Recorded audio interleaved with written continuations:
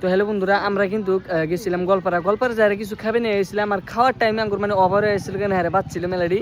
তো এই যে এই বাসা বস্তু না ভাবতেছি একটা গরিবে দান করবো। এই যে ফাইনালি ভাই খুশি তুমি? না আব্বা না, ভাই তুমি খুশি? আব্বাকে বলিস কেন?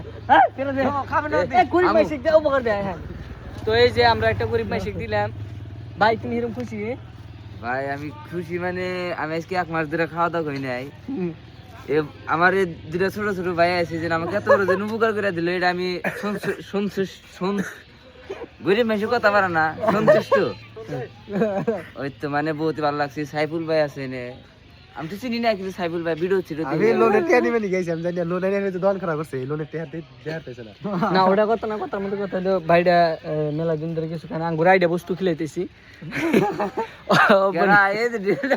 গোয়ালপাড়া থেকে বাতা বেরাইলাম, ফকিরের পাইলাম না। ফকির আর পাইলাম না, লাস্টে এই যে একটা দন দাঁড়ালা ফকির পাইছি।